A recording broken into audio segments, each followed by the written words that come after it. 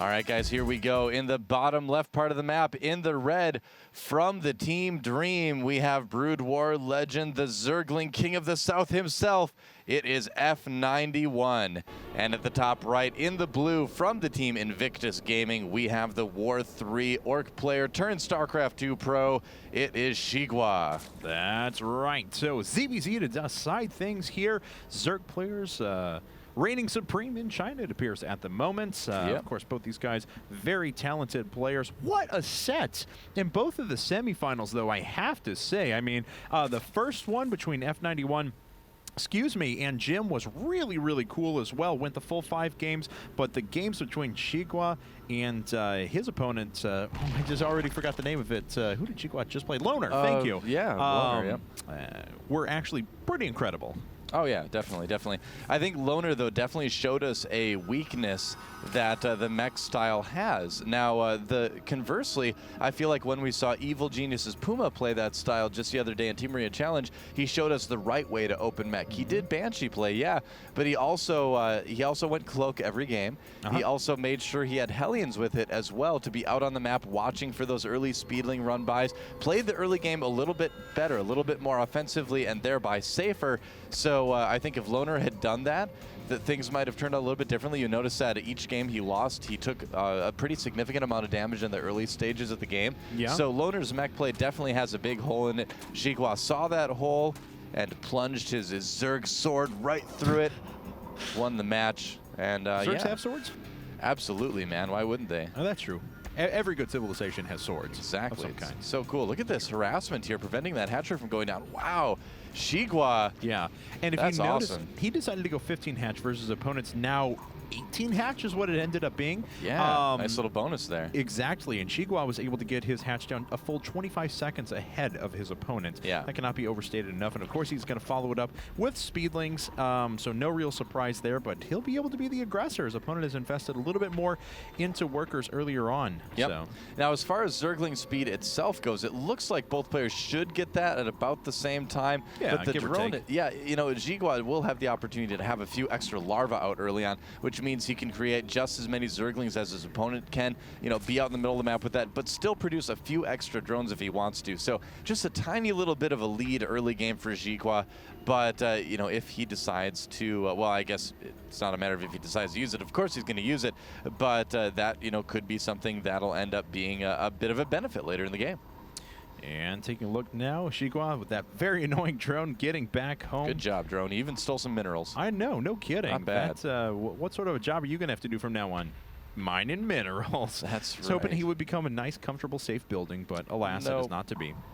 Nope, not really. Well, nothing's really safe in ZVZ, man. I mean, it is the most volatile matchup in StarCraft 2. It can change, you know, at a moment's notice. One wrong Baneling, and that's it, man. The game's over. So you have to be very careful. That is true. So now F91 has a couple of Overlords sitting above his opponent's base. We will be able to sack those at any appropriate time, be able to find out exactly what's going on. Yeah. Looks like F91 himself going up for that defensive Baneling nest. IGNProLeague has done no such thing quite yet. We'll see if it's just going to come a little bit later, if he's going to be very bold like we've seen some Zerg players do recently and end up going after that little bit quicker Roach Warren. Yep. Oh, there's the Baneling nest for him now too. That's right. So not too surprising, both players getting those Baneling nests early on. Obviously, you do want to get those and stay a little bit safe. You don't necessarily need to be the aggressor with them, but you certainly need at least a couple on your ramp most games to stay a little bit defensive. I'm curious to see what F91 does decide to do. You know, he's got this big reputation in StarCraft 1 for being this really aggressive player, so I'm curious to see if that's kind of carried over to StarCraft 2. We'll have to kind of wait and see, you know, what he decides to do, what units he decides to make. He is right now, you know, making some Zerglings, but he's also making drones, whereas IGNProLeague is actually making almost exclusively Zerglings. A pretty big pack out on the map already for our blue Zerg player. That's right. He is 5 workers behind at the moment, and now this is why you build those defensive Banelings, because with 2 Banelings up, and given the fact that even a slight miscontrol, very nice save there from IGNProLeague, I might add, turning that drone into an extractor, but even the slightest miscontrol, and all of a sudden those 2 Banelings can result in 20 Zergling kills. Oh yeah, exactly. Pretty quick lair from F91. Mutalisks are very popular right now in ZVZ. They were especially on the Korean server. Don't know too much about the Chinese server as well, but I know a lot of these players do play at a high level on the Korean server. That's so right. Some of that may carry over. We'll have to see. He only has 2 gases though, so if he does want to go for Mutalisks, he's going to want to get that fairly soon. Oh, nice job there. Looks like taking out 1 Baneling. Looks like a few Banelings are going to start rolling in for Xigua now. 2 Banelings for 2 Banelings. Not the best trade in the world. Oh, actually, Xigua not getting a lot of damage done there. Really. Just lost 5 Banelings for 2, essentially. So Dream F91 able to keep up in pretty good fashion. Oh, and he's going to be on 4 gas and Lair Tech here in a second. We may just see Mutas out of him in a bit. Yeah, it could be. I mean, there's a couple kind of different philosophies on it. Some Zergs like to get all their gas right away. Some Zergs like to wait until they put the Spire down to get 2 gases, and some Zergs kind of wait till around this time to get those gases. And there's the Spire, so yeah, will indeed be Mutalisk play. And how is Xigua going to respond to this? He doesn't know it's coming quite yet, but he does need to kind of prepare for the possibility at the very least. Looks like he himself is going up for Lair Tech with the additional 3 gases as well. It's coming quite a bit later than his opponent.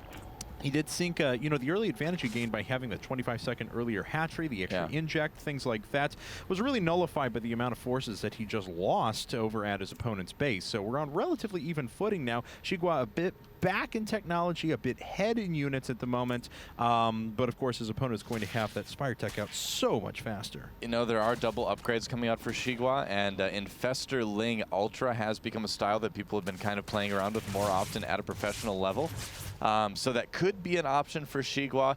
If he goes Mutas, I'm just going to go crazy, because then we're going to get to see Muta versus Muta, and that is absolutely awesome. But I've got a feeling it's probably going to be Infestors in this case. Yeah, I think I have to agree with you as well. I mean, especially with the +1 melee attacks. There it is. Yep, there's the Infestation. Yeah, there we go. So he is going to play with a lot of Lings and Infestors. Now we can see, though, Xigua has enough to be able to take this Zergling force head on. Oops. Unfortunately, Dream F91 losing a few forces. Oh, baiting back into the Baneling, but it looks like that was a manual detonation, just missed.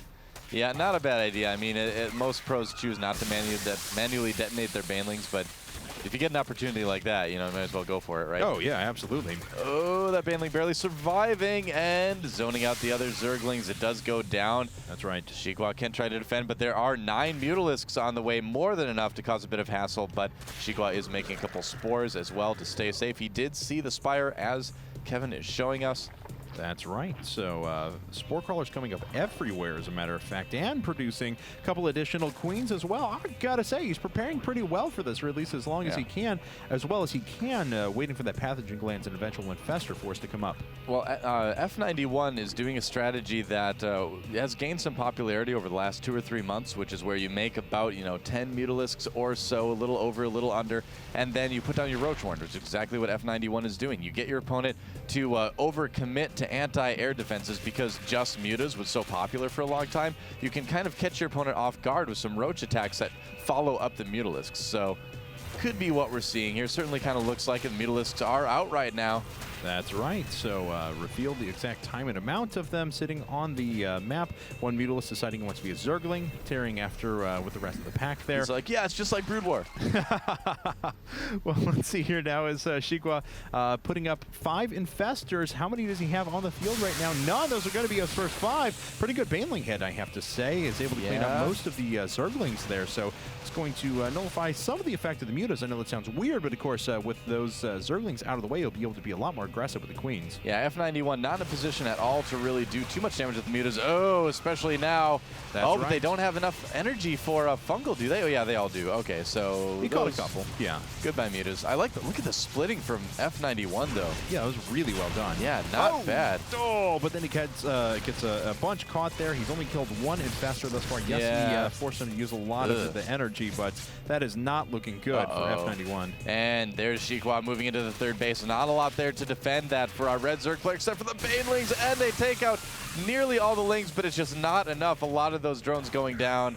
Now, I've got to say, throughout all of this, F91 has maintained a huge supply advantage initially because the Roach Warren for Xigua is not down quite yet. Xigua is going to be on 4 bases. He is up by 10 workers, but he has almost no standing army to his opponent's 30 Roach force. Yeah, I mean, that's kind of what happens when you go for the upgrades in the Ling Infestor style. You do kind of have a little bit smaller of an army. That's pretty normal for this style of thing.